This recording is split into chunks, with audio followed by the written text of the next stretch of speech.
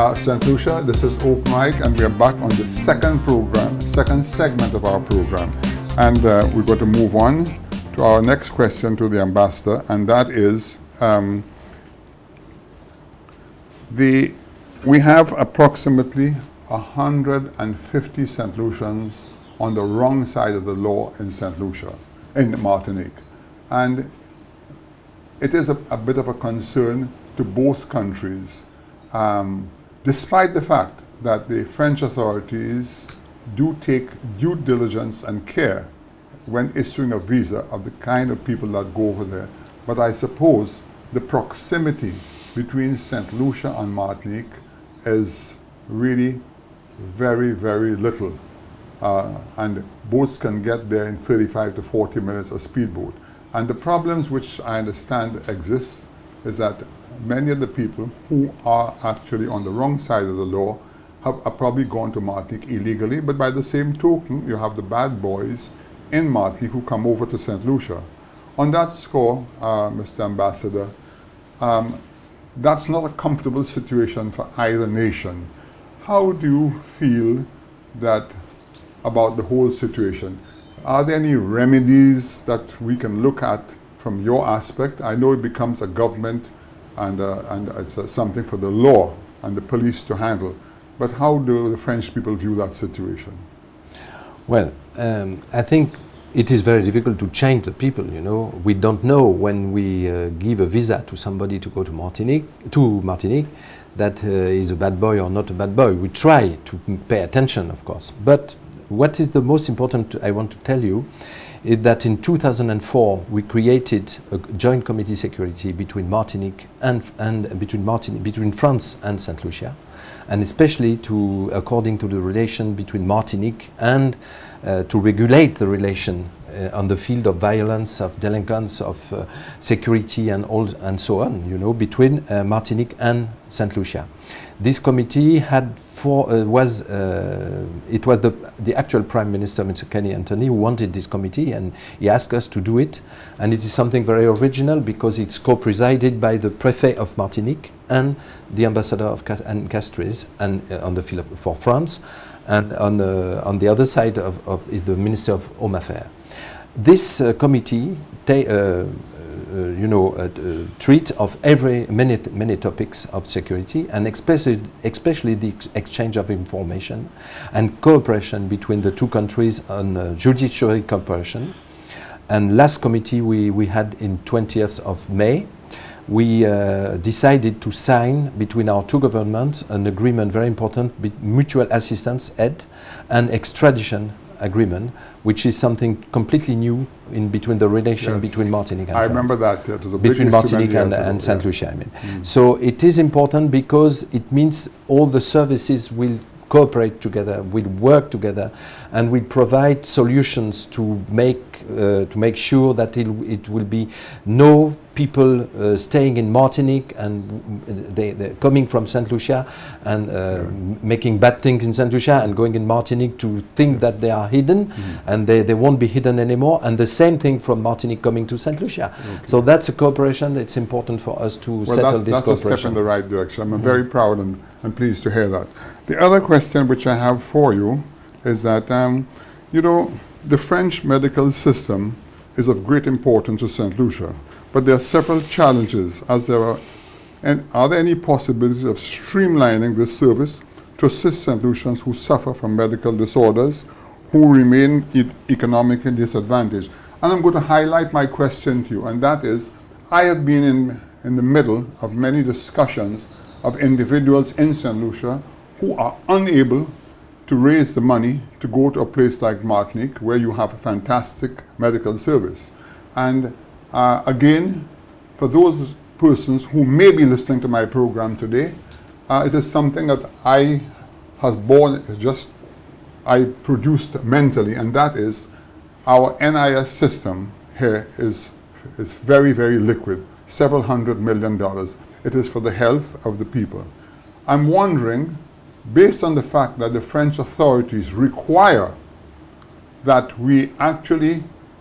an individual gets insurance before they come over to use the medical facility in Martinique, is it at all possible that our government can put aside a certain amount of money in an escrow account and work together with the French authorities so that if somebody is ill and is a deserving case, they can move expeditiously without having all the red tape of going through and getting it insured, because especially in these very difficult times, it is so sad to see some people lose their lives when it's not necessary to do so. Do you think at all that that would be possible, that the French government would be open to such a suggestion? Well, thank you for the question, and just to tell you that, of course, I can't say what the government has to do. That's not my, the French ambassador is not able to say that. My question to you is, if our government was able to do it, yes, do you see your government being able to agree? And if not, yes, is there anything you, as the ambassador, can do to facilitate such a situation? Yes, well, I'm just coming back from Antigua, yeah, and the Minister of Health of Antigua told me that when there's such a solution, such a problem, he sent the patients to but it was not as many as in St. Lucia, but they sent a patient, about 50 patients a year. They send them to Trinidad, Tobago, and they send them to Puerto Rico. And they pay for them. They have a special fund for them. Right. That's Antigua. I don't know about St. Lucia, but what I wanted to tell you that we are discussing about an agreement because on the field of health.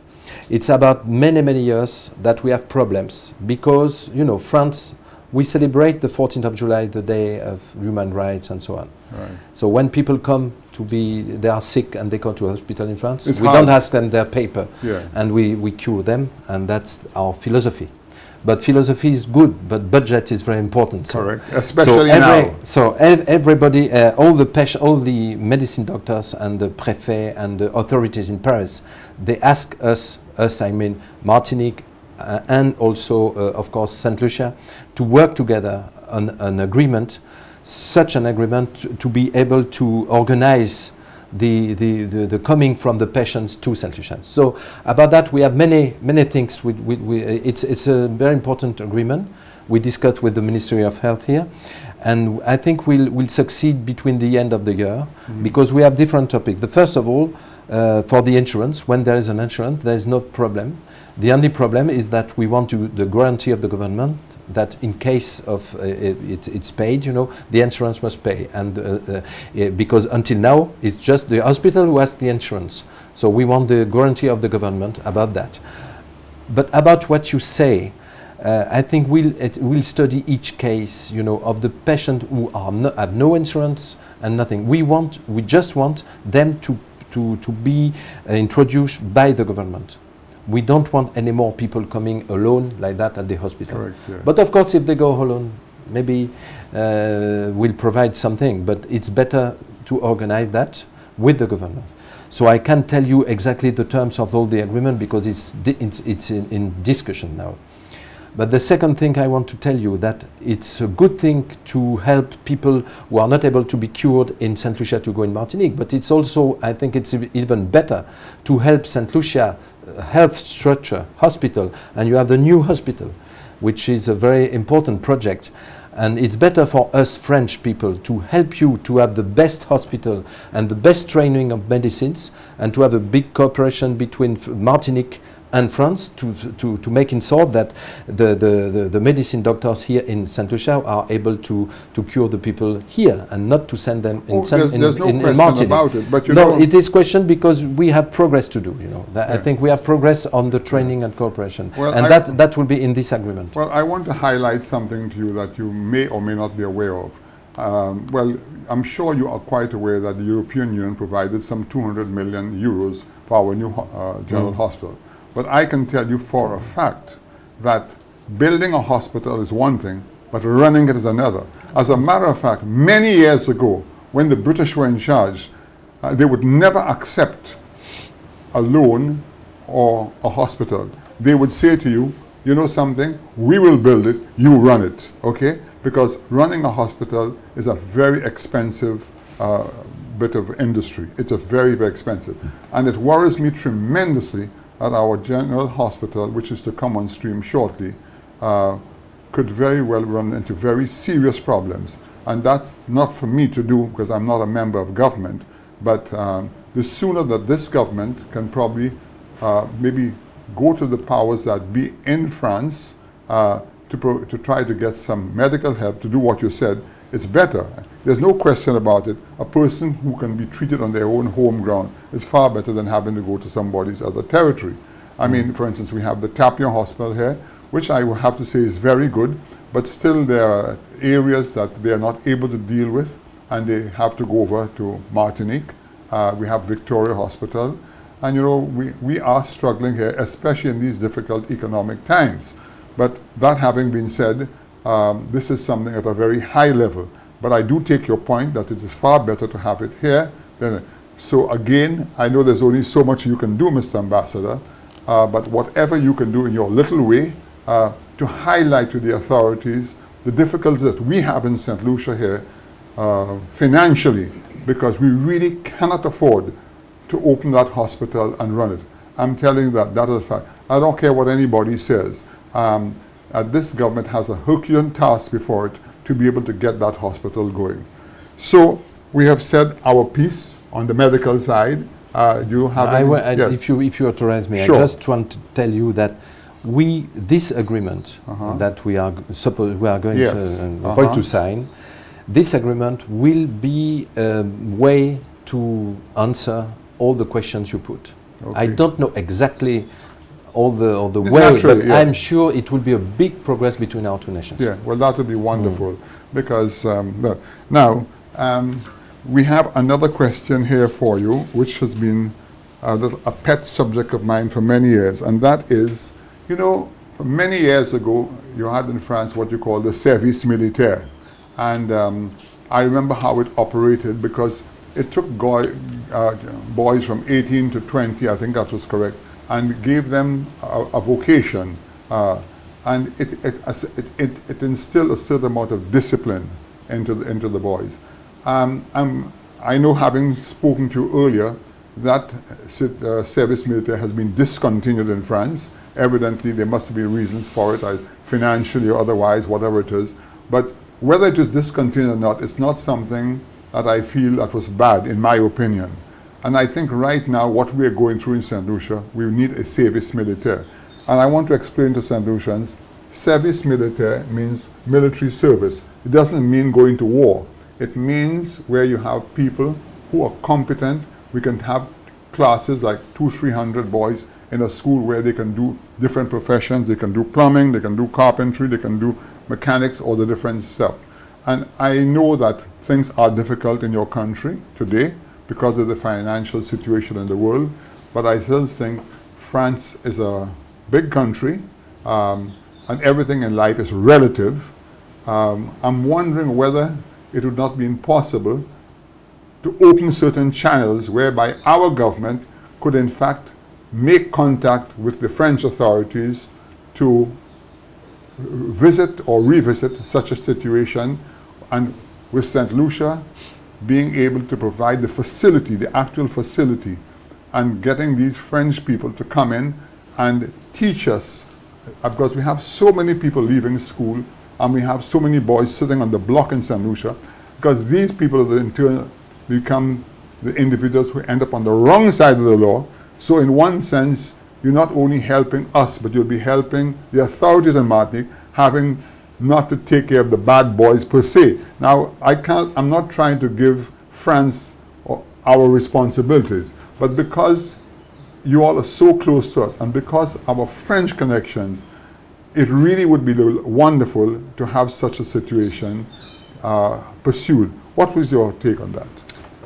Well, thank you for the question. And first of all, I want to say that we don't have anymore the service militaire, but we continue to have this type of program, a civil program, with young people coming in all countries on different fields, you know, medicine, agriculture, and so on. We have one in Alliance Française in Dominique. It's a civil servant, you know. So it's not compulsory now. It's no more compulsory. You're not obliged to do that. Before you had Gérard and we had to do it. And now it's finished. But many young people like to go abroad and like to do something before having another job, and it's a way for them to train. So what about your question? I think we can, upon according to the agreement, bilateral agreement, according to the OCS, according to what Martinique is going to do with the OCS countries and especially with St. Lucia, I think that's a discussion that can be settled between Martinique and St. Lucia to organize what you say. Very I good. think it would So it be does have some no problem merit. to organize it. I can't speak I- for them, I but I understand, think yeah. that's a very good subject. St. Lucia, we've just come to the end of our second segment. We'll be right back.